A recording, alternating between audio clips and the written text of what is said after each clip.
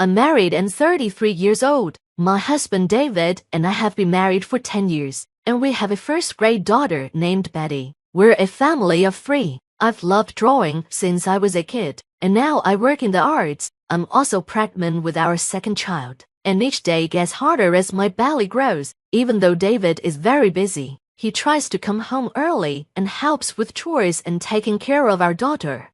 Life was good until something recently started bothering me. We live on the first floor of a high-rise apartment building. The other day, while coming back from shopping, I saw a woman moving into our building. It turned out to be Emma, a classmate from middle school. I hadn't seen her since then. When she saw me, she was surprised and asked if I lived there too. I said yes, and she told me she was moving in.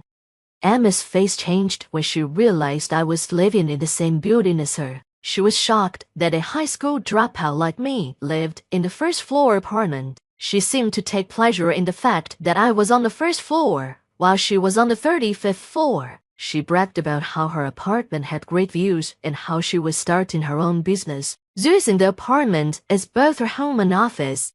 She asked me about my job, and I told her I worked in art. Emma was dismissive and acted like drawing wasn't a real job. I felt hurt, so I told her that I had turned something I love into a career. Emma didn't seem impressed and suggested that I must be making very little money, like $900 a month.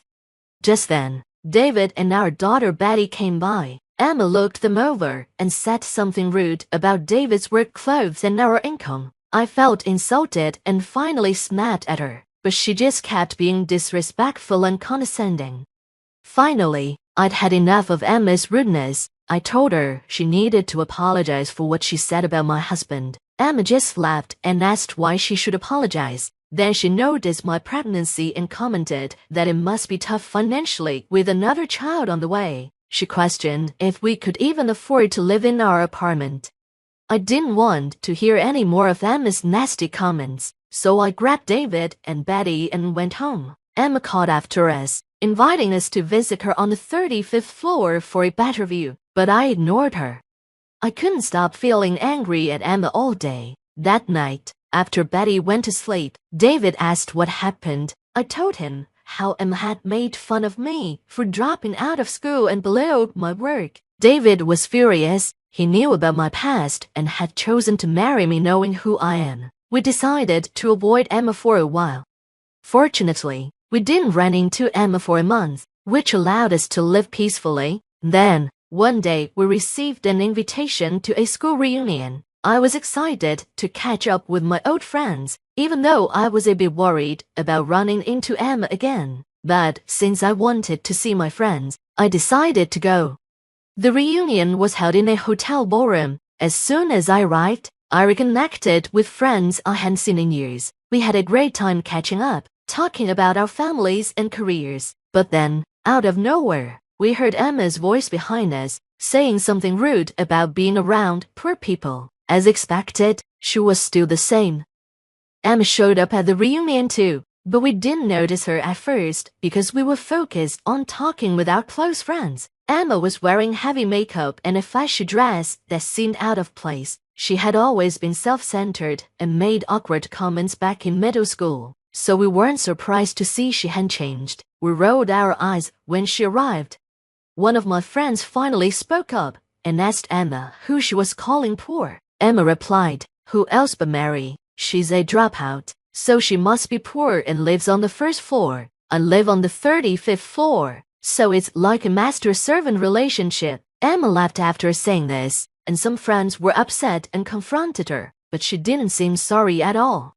Emma kept making rude comments, suggesting I should move to a cheaper apartment if I didn't want to be caught poor. She even told me to leave the reunion, since I supposedly earned only $900 a month. My friends were confused and asked if I really only made $900 a month. I explained that's just what Emma believes. Emma then interrupted and said I was only working a part-time job because of being a dropout. While she was a CEO, a male classmate spoke up and said, "Emma, don't you know Mary is a well-known artist?" Emma looked puzzled and asked, "An artist? Who cares?" I decided to clear things up with Emma. not wanting her arrogance to ruin the reunion. I told her that I had studied art in France right after middle school and didn't complete a formal program. So yes, I dropped out. Emma scoffed and said, "Studying art is just a hobby, not a real job. You're still a dropout who ran away from studying." Emma clearly didn't understand. I decided to explain more about my work. I told Emma that I had spent years training and now run an art gallery while also creating my own artwork. I have fans and have even held my own exhibitions. Some of our classmates have bought my art. After training in France, I returned to New York and started my art career, which has become successful in recent years. David and I met at one of my exhibitions, and we clicked, which led to our marriage. Even with all this, Emma still didn't seem to understand. She said, "An exhibition is just for fun. I'm clearly the winner here because I'm a CEO." I was frustrated and told her that this wasn't about winning or losing. I take my art seriously, even if she doesn't see it that way. Emma then asked why we live on the first floor if I'm making so much money. I explained that we used to live on a higher floor, but since I'm pregnant and elevators can't be slow, we moved to the first floor for convenience. Emma didn't seem to accept my explanation. My friends and even some classmates knew about my career as an artist, but Emma probably didn't consider it because she had no interest in art and looked down on me for being a dropout. I was about to share another detail when I saw David and Betty at the entrance. Betty was running towards me, with David following behind and looking a bit embarrassed. David apologized, saying he got caught up with work and brought Betty along. Emma then noticed David's sharp suit and asked why he was dressed up when he was in work clothes last time she saw him. David greeted my friends, thanking them for being kind to me and asking if there was anything they needed. Just then, the reunion organizer rushed over to thank us for providing the venue. He praised the food and drinks, saying everything was excellent. David's parents owned the hotel, and David, now the CEO, had generously offered it for free. Emma's face turned pale when she heard this. I dropped out of middle school and only have a high school diploma, which seems a bit unusual. There's a reason for it, but we live in different worlds. She had looked down on me as poor, but here I was as an artist and the wife of a CEO. Emma was shocked and asked why a dropout like me was married to someone so important while she, an elite, was still single. She seemed bitter and challenged me on how I managed it. David finally noticed Emma and said, "Oh, we've met before. Sorry for being in work clothes last time. I was helping with a neighborhood cleanup. As the owner of the high-rise, it's important to maintain good relations in the community." Emma's face went white. "Wait, you own that high-rise?" she asked. David explained that his family had been wealthy for generations, involved in hotel management and owning many properties, including the high-rise where we live. David then invited Emma to visit the penthouse, which has a great view of the Empire State Building. Emma was stunned again and asked why we lived on the first floor if we had a penthouse. I explained that, because I'm pregnant, we moved to the first floor for convenience, but both the penthouse and the first floor are ours.